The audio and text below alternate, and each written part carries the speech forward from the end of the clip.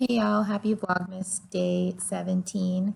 I left work tonight at 4:30 and as you can see it's already really dark, but I was pretty thrilled to not have much to do.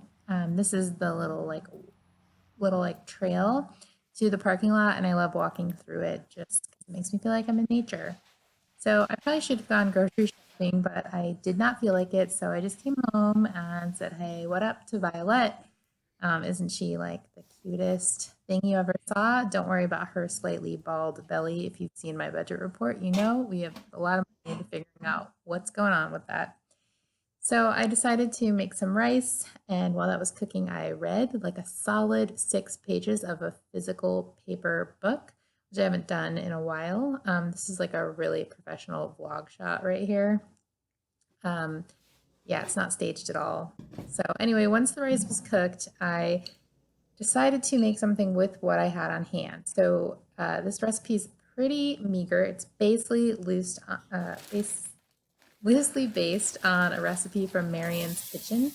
I had some really old, sad frozen veggies. They actually weren't that bad, but it was probably good to use them up.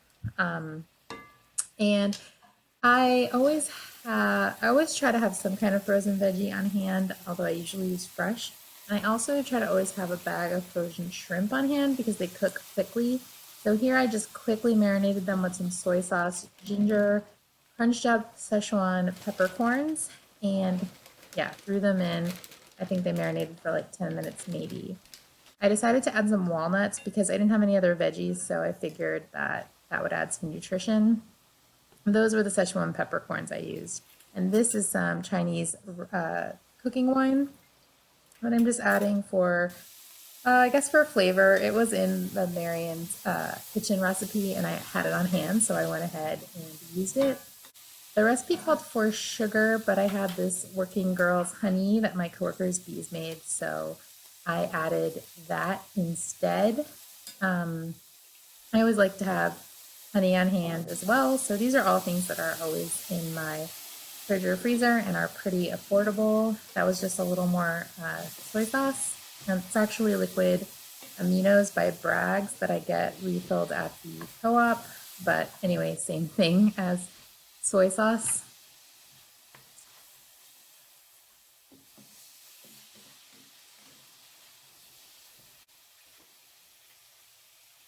The last thing I added was some cornstarch mixed with water, and that was just to thicken it up a little bit.